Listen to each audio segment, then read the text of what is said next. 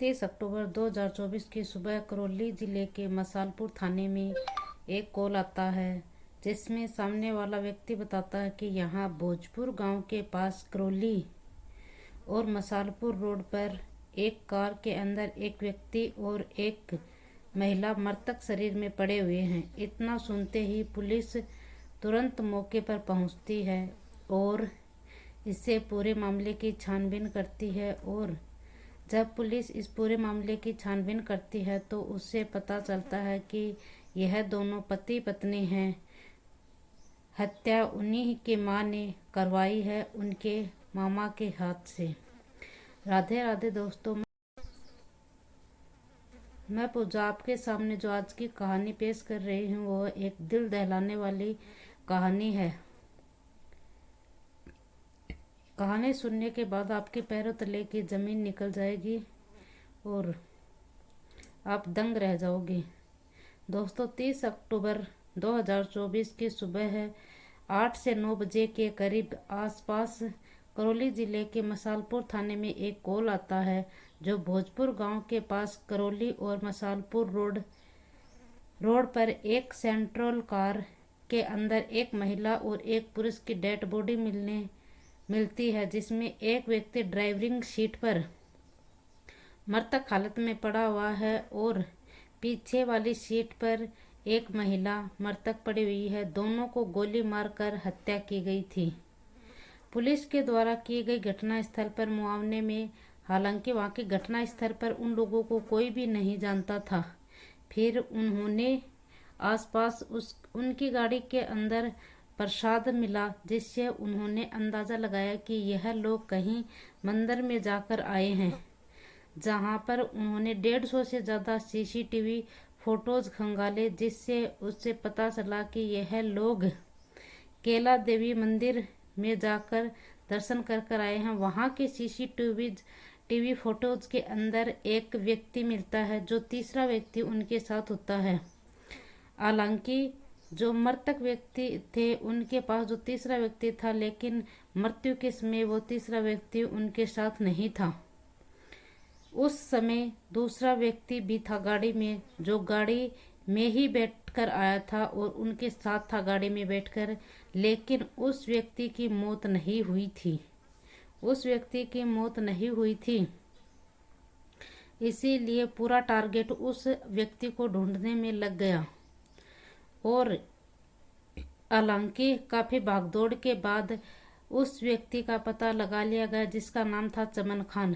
चमन खान को गिरफ्तार कर लिया गया और यह इटक्की गांव का था, इटक्की गांव का रहने वाला था। और जब पुलिस ने उसे गिरफ्तार किया तो उसे पूछताछ पर कई बार तो काफी देर तो उसने गुमराह किया, और जब पुलिस ने कड़ी सख्ताई से पूछताछ की तो उसने कबूल किया कि मैं विकास सिसोदिया, यानी कि जो व्यक्ति मरा था उसका नाम विकास सिसोदिया था।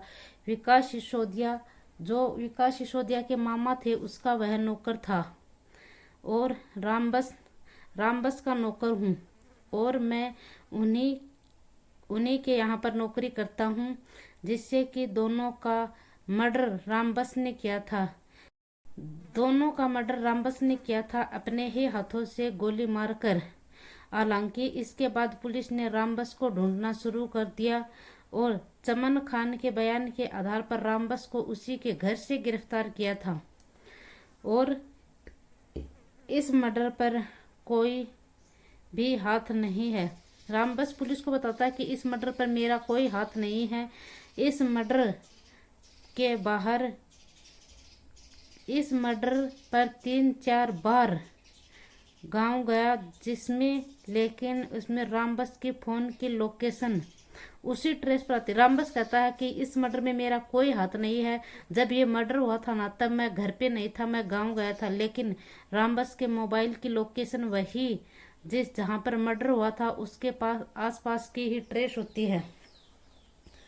रामबस की मोबाइल की लोकेशन वही आसपास की ट्रेस होती। फिर रामबस से जो पुलिस सख्ताई से पूछताछ करती है तो रामबस अपना गुनाह कबूल कर लेता है। हालांकि रामबस की सख्ताई से पूछताछ पर वह दोनों पति और पत्नी को मारने की बताता है कि विकास सिसोदिया मेरा भांजा है और मैं उनकी हत्या उन्हीं की माँ लाला देवी उर्फ ललिता के कहने पर की थी। उसने मुझे इन दोनों को हत्या करने के लिए कहा और यह सारा प्लान उसी का है। यह सारे द्वारा पुलिस के द्वारा फिर ललिता देवी को गिरफ्तार किया। हालांकि दोस्तों इसके बाद पुलिस ने तुरंत ललिता देवी उर्फ लालू देवी को गिरफ्तार कर लिया और उसे सख्ताई से पूछताछ की गई और फिर उसने लालू देवी यानी ललिता देवी ने बताया कि मैंने ही अपने बेटे और बहू का मर्डर करवाया है। यह दोनों उसकी बात नहीं मानते थे और मेरे जो लाला देवी का बेटा है ललिता देवी का, उसकी गर्लफ्रेंड थी। पूछताछ पर ललिता देवी बताती है कि मेरे बेटे काफी मुश्किल से पढ़ाया लिखाया और बहुत अच्छे से उसे बड़ा किया और फिर उसकी शादी करा दी। मैंने उसके शादी के साफ साफ मना कर दिया था। उसने शादी के लिए मुझे साफ साफ मना कर दिया था। फिर मैंने जबरदस्ती उसकी शादी करवा दी। शादी के करीब 8-9 महीने गुजर गए थे और उसके बाद ऐसी बात पता चली कि जिसे सुनकर मेरे पैरों तलों की जमीन निकल गई। यह बात ललिता देवी और उर्फ लालू देवी कह रही है। पति पत्नी मुझे पता चला कि पति पत्नी केवल नाम के ही पति पत्नी हैं। इनमें कोई भी संबंध नहीं है, यानी कि उनके बीच कोई फिजिकल रिलेशन नहीं था। केवल पति पत्नी होने का नाटक कर रहे थे। मेरे बेटे की बहू थी, ये अवैध संबंध थे। हालांकि दोस्तों पुलिस के पूछताछ में लालू देवी ने बताया कि बेटे और बहू की शादी को करीब 8 महीने बाद मुझे एक दिन पता चला कि मेरी बहू किसी गैर मर्द के साथ अवैध संबंध है। हालांकि यह बात मेरे बेटे विकास को पता थी, क्योंकि विकास अपने पहले वाली गर्लफ्रेंड से बात करता था। उन दोनों के बीच कोई अवैध संबंध नहीं थे। मैंने एक दिन तो अपने ही घर में विकास की पत्नी को अपने दूसरे आदमी के साथ आपत्तिजनक स्थिति में देखे तो मैंने दोनों को खूब समझाया।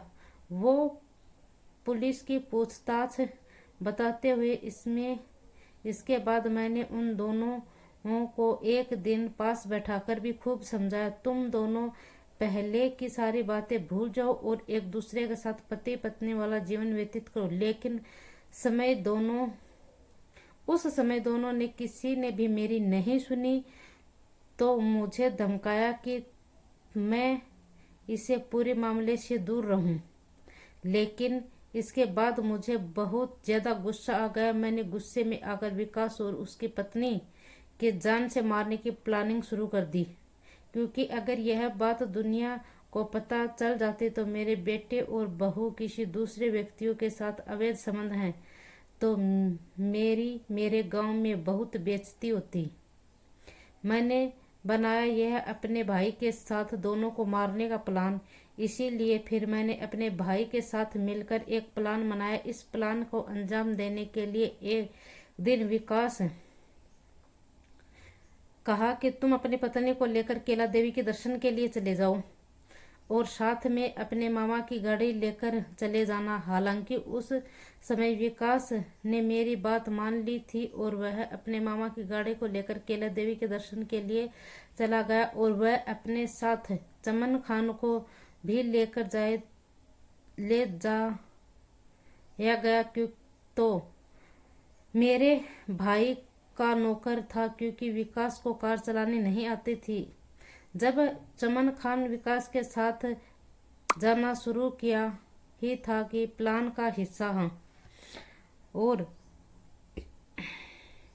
ड्राइविंग सीट पर बैठा दिया और गाड़ी को एक सुनसान जगह पर ले जाकर रोक दिया, जहां पर प्लान के मुताबिक पहले से रामबस एक पिस्टल लेकर तैयार खड़ा था और 3 गोलियां दाग दी, जिसके उनकी मौत हो गई और इसके बाद वहां से फरार हो गए। उन्होंने घर आकर मुझे उन दोनों को रास्ते से हटाने की खुशखबरी दी। हालांकि दोस्तों लाला देवी ने पुलिस ने यह बताया कि मेरे विचार दोनों को पानी में डुबोकर मारने का था, लेकिन मेरा वो प्लान फेल हो गया, इसीलिए मैंने दोनों को बीच सड़क में गोली मरवा दी। यह मेरी इज्जत का सवाल था। हालांकि पुलिस की छानबीन में यह पता चल गया कि इससे पहले विकास की बहन किसी दूसरे व्यक्ति के साथ भाग गई थी। उसी डर की वजह से अपनी इज्जत बचाने के लिए लालो देवी ने अपने ही बेटे और बहू का मर्डर करवा दिया। दोस्तों, यह कहानी सुनाने का किसी की आत्मा को या किसी को विशेष ठेस पहुंचाने का उद्देश्य नहीं है। यह केवल आपको मोटिवेट करने के लिए है कि आप भी जागो, हर मोड़ पे आप सचेत रहो, जिससे कि आपके साथ कोई ऐसी घटना ना हो जाए। राधे राधे। जय श्री कृष्णा। जय हिंद। जय भारत।